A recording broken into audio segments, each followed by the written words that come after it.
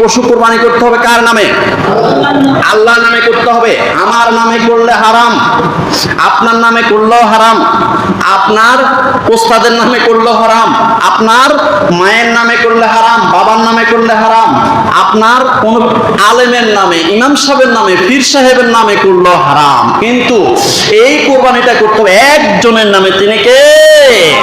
ফাযকুরুসমাল্লাহি আলাইহা সাওয়াফা ফাইদা ওয়াজাবাত জুনুবুহা ফাকুলু মিনহা ওয়া তুইমুল কানিআ ওয়াল মুতাররা কাযালিকা সাখখারনাহা লাকুম লাআল্লাকুম তাশকুরুন। সূরা হজ আয়াত নম্বর 36। আল্লাহ রাব্বুল আলামিন বলেন, ফাযকুরুসমাল্লাহি আলাইহা সাওয়াফা, যখন তোমরা কোরবানির বস্তু দাঁড় করাবে, কোরবানির বস্তুগুলো অর্থাৎ কোরবানির পশুগুলো যখন দাঁড়িয়ে যাবে আর তোমরাও যখন কোরবানি করার জন্য প্রস্তুতি গ্রহণ করবে, ঠিক ওই মুহূর্তে ফাযকুরুসমাল্লাহি আলাইহা, একমাত্র শুধুমাত্র কোরবানি করতে হবে কার নামে? আল্লাহর নামে কোরবানি করবে। এখন আমি যে 1 লাখ টাকা খরচ করলাম, আমার কি হবে? আমার চাচাতো ভাই, আমার জ্যাঠাতো ভাই, আমি তিনজনে মিলে যে আমি 1,20,000 টাকা দিলাম, আমার কি হবে? আমার পক্ষ থেকে বলেন, আমার কথা বলেন না, আমার পক্ষ থেকে, আমার চাচাতো ভাইয়ের পক্ষ থেকে, আব্দুল করিমের পক্ষ থেকে, আমার পীর সাহেবের পক্ষ থেকে, আমার ইমাম সাহেবের পক্ষ থেকে, মুহাম্মদ সাল্লাল্লাহু আলাইহি ওয়াসাল্লামের পক্ষ থেকে, আব্দুল কাদের জিলানীর পক্ষ থেকে, আব্দুল করিমের পক্ষ থেকে, আমাদের 7 জনের পক্ষ থেকে। কিন্তু নামে হবে কার? ফাযকুরুসমাল্লাহি আলাইহা সাওয়াফা ফাইদা ওয়াজাবাত জুনুবুহা ফাকুলু মিনহা ওয়া তুইমুল কানিআ ওয়াল মুতাররা। এবার আল্লাহ রাব্বুল আলামিন বলতেছেন, যখন তোমাদের কোরবানির পশু জবাই হয়ে যাবে, জবাই হওয়ার পরে এই গোশত কি করবে? গোশতটা কি করবে? তোমরা ফাকুলু মিনহা, তখন তোমরা নিজেরা খাবে।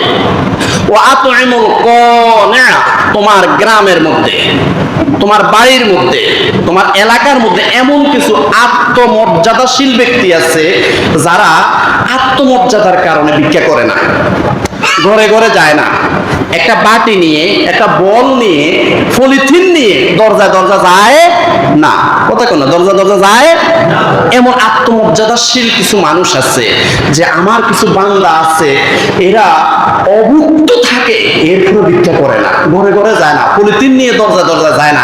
এমন লোকের ঘরে ঘরে একটু হলো গোশত নিয়ে পৌঁছিয়ে দাও। সুবহানাল্লাহ বলেন, কে বলতেছে? আরো জোরে বলেন, কে বলতেছে? আল্লাহু আকবার, আল্লাহু আকবার। আল্লাহ কোন জিনিসটা বাদ রাখছে ভাই? কি বাদ রাখছে? কোনো কোথায় বাদ রাখে না। শুধু আমরা পড়ি না, আমরা এই কোরআনটা পড়ি না, সব কথা বলে দিচ্ছে। আল্লাহ পাক বলতেছেন, ফাযকুরুসমাল্লাহি আলাইহা সাওয়াফা ফাইদা ওয়াজাবাত জুনুবুহা ফাকুলু মিনহা, এই গোশতটা তোমরা নিজেরাও খাও। ওয়া তুইমুল কানিআ, তোমাদের এলাকায় কিছু আত্মমর্যাদাশীল গরিব আছে, এই গরিবদের ঘরে ঘরে একটু একটু গোশত নিয়ে পৌঁছে দাও।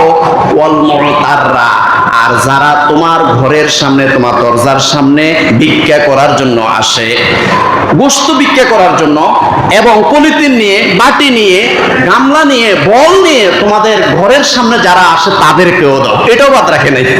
সুবহানাল্লাহ কইলেন না? দেখছেন, এটা বলে দিছে, যারা আসে দরজা এদেরকেও দাও, যারা আসে না এমন গরিব এদের ঘরে একটু হলো পৌঁছাই দাও। সুবহানাল্লাহ। ওয়া আতুইমুল কানিআ ওয়াল মুতাররা কাযালিকা সাখখারনাহা লাকুম লাআল্লাকুম তাশকুরুন। আর আমি আল্লাহ এই জন্যই কি করলাম, বিশাল বিশাল প্রাণীগুলাকে, এক একটা প্রাণী কত বড় বড়, এগুলা যদি তোমাদেরকে গুতানি মারা শুরু করে, এগুলা যদি তোমাদেরকে লাথি দেওয়া শুরু করে, পুরা বাজারে কেউ থাকতে পারবে না। আর আমি আল্লাহ কি করলাম, কাযালিকা সাখখারনাহা লাকুম লাআল্লাকুম তাশকুরুন, তোমরা যাতে আমার শুকরিয়া আদায় করো, এই জন্য আমি আল্লাহ বিশাল বিশাল প্রাণীগুলাকে তোমাদের অধীনস্থ করে দিয়েছি। সুবহানাল্লাহ। আল্লাহ করছে, কে করছে? আল্লাহ করছে। বিশাল বিশাল প্রাণীগুলা যদি এগুলার আল্লাহ সে আকল দিত, এই আকল দিতে ছোট্ট ছোট্ট মানুষ এগুলো ধরে আমরা জবাই করবো, পারবে না, পারবে না, আমি আজকে তোকে মারি ফেলবো, এই আকলটা আল্লাহ তাদেরকে দেয় নাই। কাযালিকা সাখখারনাহা লাকুম লাআল্লাকুম তাশকুরুন, তোমরা যাতে শুকরিয়া আদায় করতে পারো, কার?